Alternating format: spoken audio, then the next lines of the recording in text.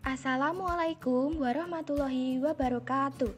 Perkenalkan, nama saya Agita Nur Afitri dari kelas 20A1 D3 Rekam Medis dan Informasi Kesehatan Universitas Duta Bangsa Surakarta.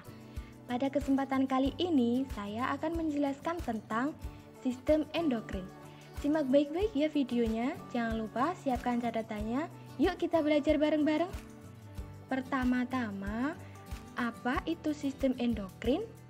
Sistem endokrin adalah kumpulan kelenjar yang memproduksi zat kimia atau hormon. Lalu, apa itu kelenjar endokrin? Kelenjar endokrin merupakan kelenjar yang menghasilkan hormon dan dapat mensekresikan hormon melalui darah tanpa menggunakan saluran khusus. Selanjutnya, hormon itu apa sih? Hormon adalah zat kimia yang disekresikan ke dalam darah oleh satu atau kelompok sel dan menimbulkan efek fisiologis pada sel tubuh lain atau reseptor. Fungsi dari hormon adalah memberikan sinyal ke sel target yang selanjutnya akan melakukan suatu tindakan atau aktivitas tertentu. Cara kerja hormon terbagi menjadi 3. Yang pertama, parakrin. Efeknya di sel sekitar dan melalui divisi. Yang kedua, autokrin. Efeknya di sel penghasil dan melalui difusi. Yang ketiga, endokrin. Efeknya di sel yang jauh dan melalui sirkulasi atau sistem peredaran darah. Kerja hormon adalah sebagai berikut. Yang pertama, perangsangan atau penghambatan pertumbuhan serta apoptosis. Yang kedua, pengaktifan atau penonaktifan sistem kekebalan. Yang ketiga, pengaturan metabolisme dan persiapan aktivitas baru, misalnya reproduksi dan perawatan anak. Yang keempat, fase kehidupan, misalnya pubertas dan menopause. Yang kelima, mengatur siklus reproduksi. Sifat-sifat hormon yang pertama, bekerja secara spesifik pada organ, bagian tubuh tertentu ataupun aktivitas tertentu. Yang kedua, dihasilkan tubuh dalam jumlah yang sedikit namun memiliki pengaruh yang besar. Yang ketiga, bekerja lambat sehingga pengaruh hormon ini tidak spontan. Yang keempat, hormon ini tidak dihasilkan setiap waktu, akan tetapi diproduksi hanya apabila diperlukan atau dibutuhkan. Selanjutnya, saya akan menjelaskan tentang kelenjar-kelenjar pada sistem endokrin. Yang pertama, kelenjar hipofisis atau kelenjar pituitari. Kelenjar hipofisis disebut master of gland atau kelenjar pengendali karena menghasilkan hormon yang mengatur kelenjar hormon yang lain. Kelenjar hipofisis terdiri dari 3 lobus. Yang pertama, lobus anterior yang terdiri dari jaringan epitel kelenjar sehingga disebut juga adenohipofisis dan menghasilkan hormon GH, hormon TSH, hormon ACTH, hormon LH, hormon FSH, dan hormon PRL. Lalu ada lobus intermediate yang terletak di antara lobus anterior dan lobus posterior dan menghasilkan hormon MSH.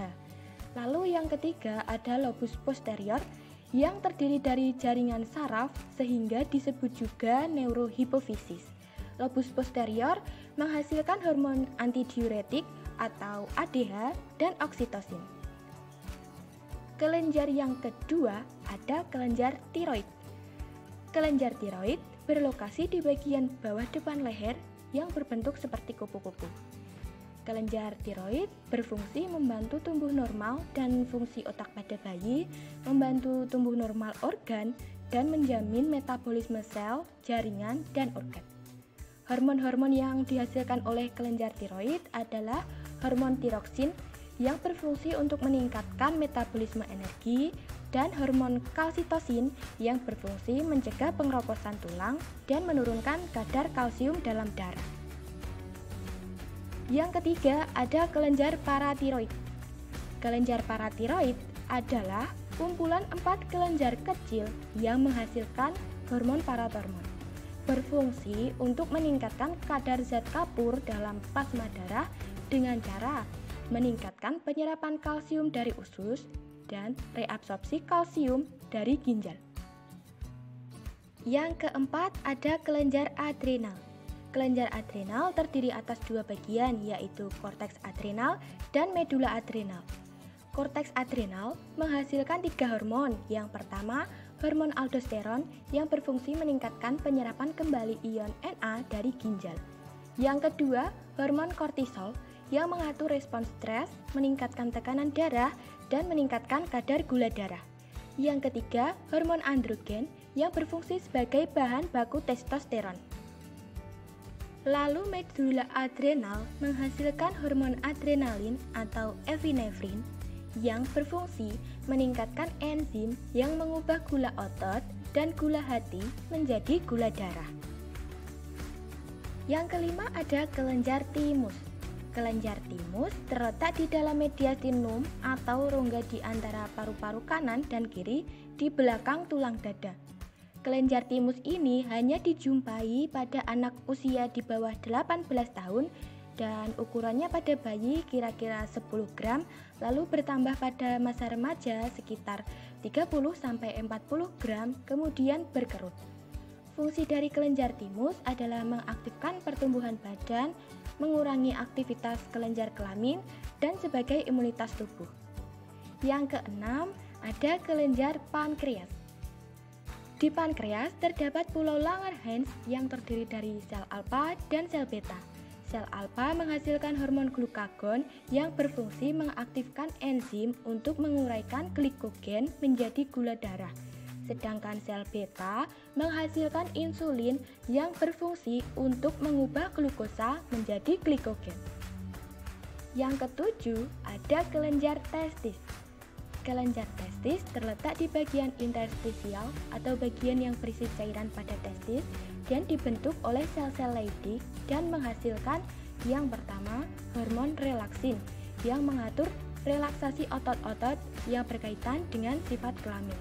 Yang kedua, hormon testosteron yang mengatur pembentukan sperma dan ciri kelamin sekunder pria.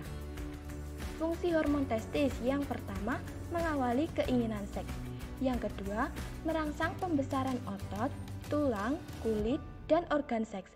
Yang ketiga, merangsang pembesaran rambut, janggut, dan organ kelakian.